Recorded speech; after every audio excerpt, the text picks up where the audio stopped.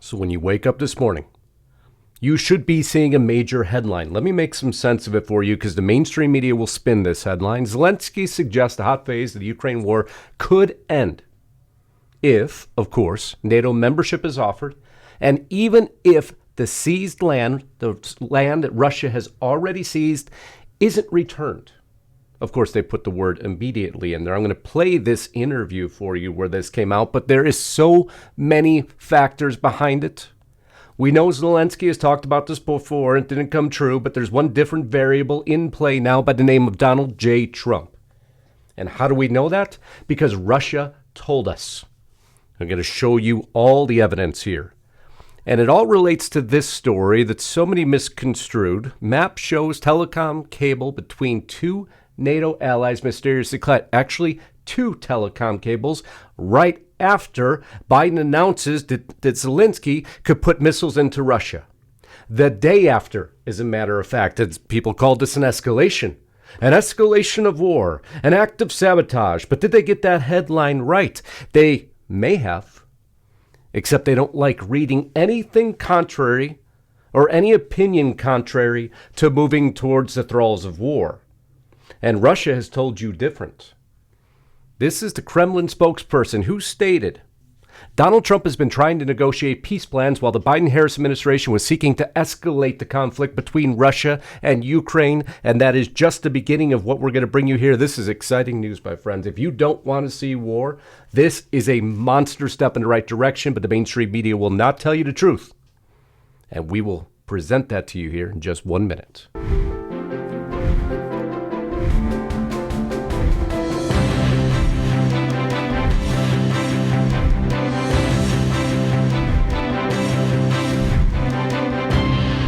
Now, you know we work hard here to bring you all the major headlines, so you don't have to go anywhere else to look for news. You don't have to sit there with 1,000 alerts on your phone. I know it drives you crazy.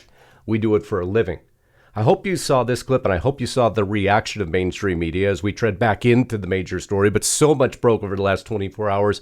I'm going to bring it all to you. So again, you don't have to search for it. We'll simply provide it. I think we will see Denverites and folks around the country who will nonviolently resist that. Look, me and the Denver mayor, we agree on one thing.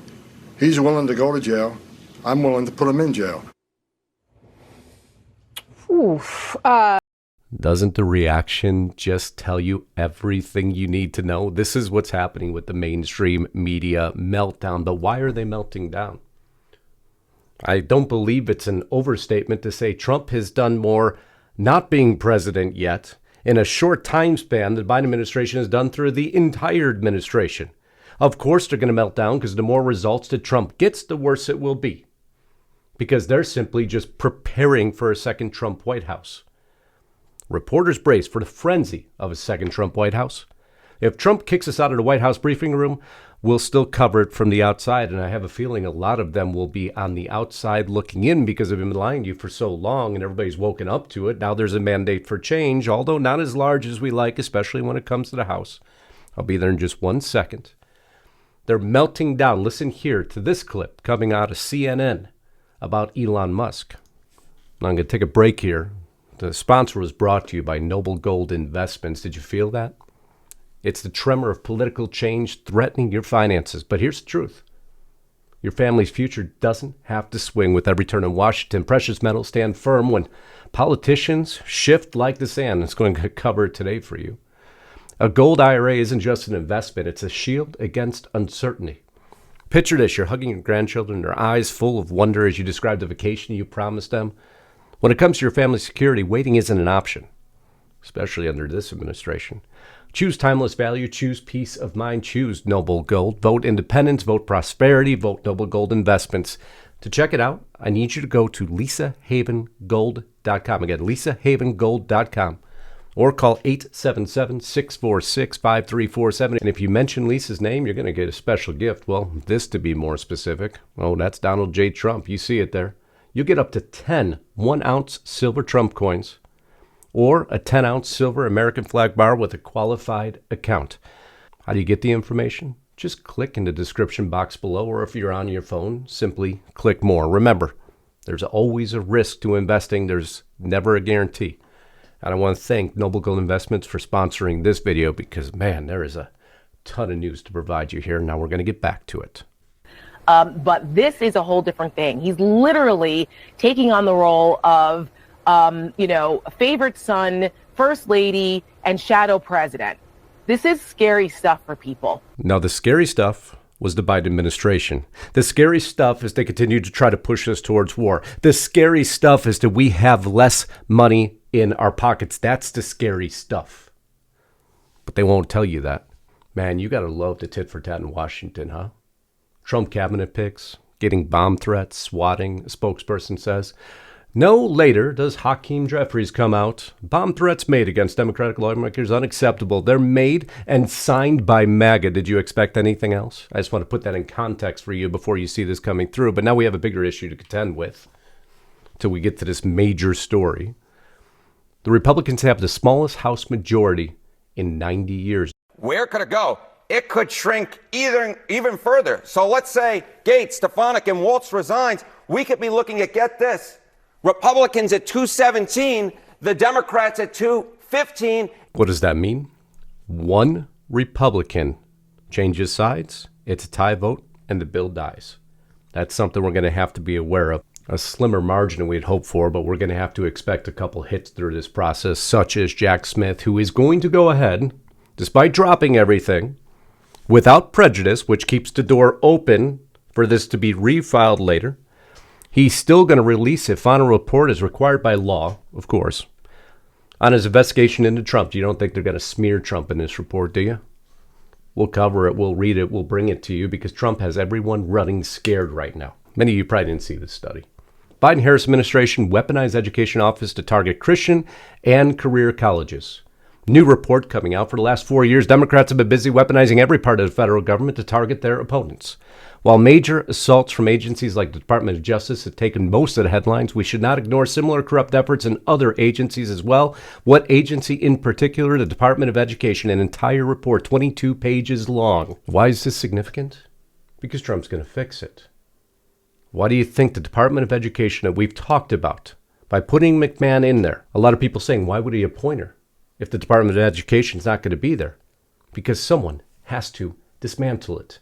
You can't target one group.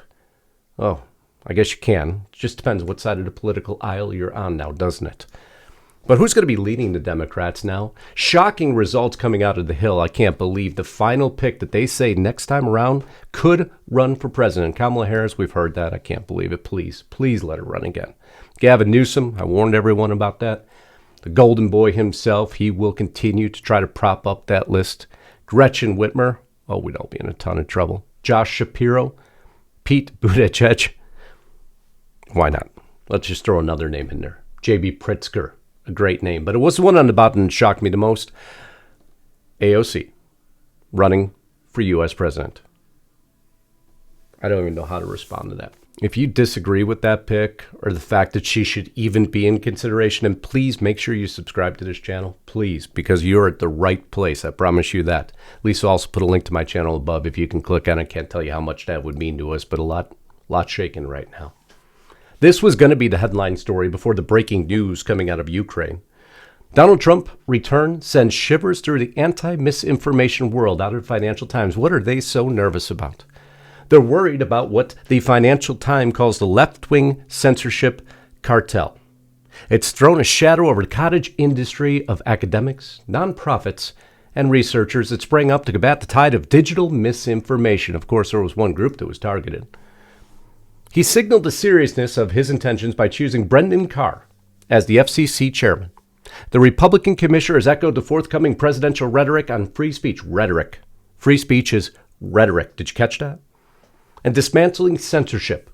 Trump's efforts have also received public support from Silicon Valley heavyweights such as A16Z co-founder Mark Anderson and billionaire entrepreneur Elon Musk, now one of the president-elect's most visible allies. But a lot of people are shaken up by this.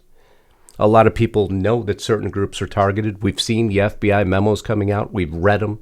Who were they looking at? In addition to engage in outreach to the leadership of other societies of saints plus chapels in the FBI Richmond area to sensitize these congregations to the warning signs of radicalization, Christian nationalism to be more specific. But there's a new FCC leader now, isn't there? one who speaks against a censorship cartel. So powerful he must be that who comes running? Mark Zuckerberg comes running to the White House. Oh, Trump, we're friends. I promise I never did anything they said. Facebook or Google or Apple or Microsoft and other players sent their roles in the censorship cartel. Well, Brendan Carr called him out directly. It's why he was such a good pick for this position.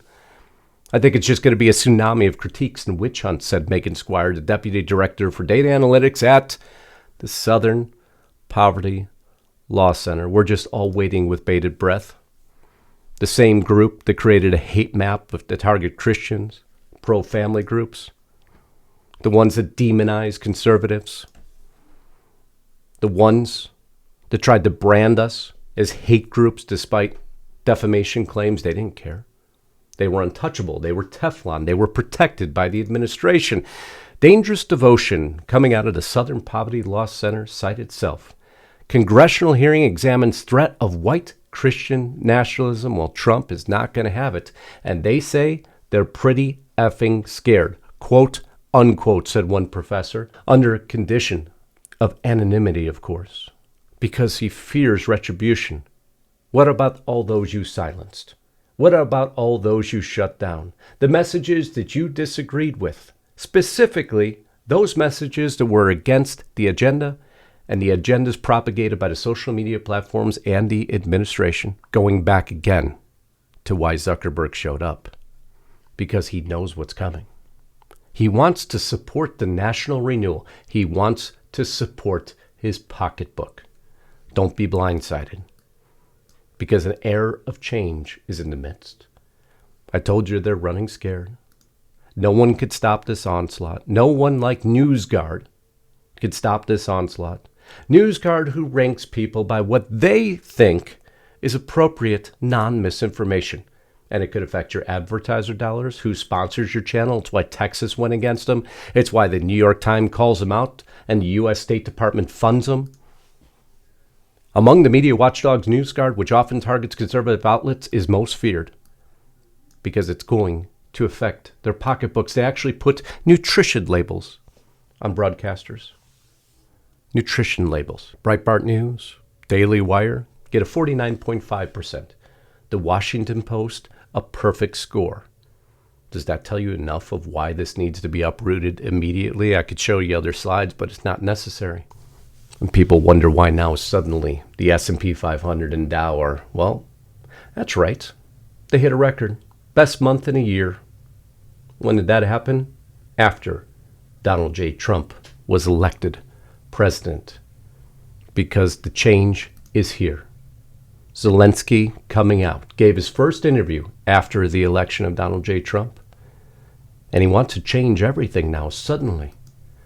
But there's a lot more behind this. There's a lot more behind these folks showing up at Mar-a-Lago because Trump's force is so powerful that Justin Trudeau had to immediately fly out, sit at dinner with him, look at my best buddy, because that tariff was going to shred him apart. But he's got somebody else running now. Zelensky. Listen in here for 1 minute. Well, one alternative, perhaps, again, this is reported from the United States, and it's fairly simple, really, is that Ukraine joins NATO, but Russia takes control and keeps the land that it has to date. Would that be a possibility? No one has offered us to be in NATO with just one part or another part of Ukraine. That's for once. The fact is that it is a solution to stop the hot stage of the war. Now, there's a couple problems with that, although a monumental shift away from war, because he's opened up the negotiation. But he doesn't have any negotiating power. What is he going to negotiate for? Oh, that's right. He would only have the force of the Biden administration behind him. But there was something else behind the scenes here that caused that. Despite Putin thumbing his nose at the world, thumbing his nose at reporters, talking about the new Hazel missile, which can equal the heat of the sun, putting that very generally. It's not a nuclear missile, but the damage inflicted is the same. But there's something larger, and it was within headlines. They were hidden by so many because the mainstream media didn't want you to see it. Here, the Kremlin spokesperson, moving back to this, who states that Trump wants to talk peace, Biden wants to talk war. What we need to be discussing is who's at the table, whether it's the agreement, an armistice, how to get both sides to the table, and then what's the framework of the deal, Walsh said. Indeed, from the circle of Trump's supporters and those who have been nominated for future positions in the future administration, the word peace or peace plan is being heard, the spokesman said. No such words are being heard from the current Biden administration while provocative escalation action continues. That is the reality of what we face. As I told my audience, as I told you, Russia was just stalling. They have been stalling. Of course they're going to try to prevent any future attacks into their country. Of course they're going to show you this new armament that they have, the Hazel missile that's now being called, to stall until January.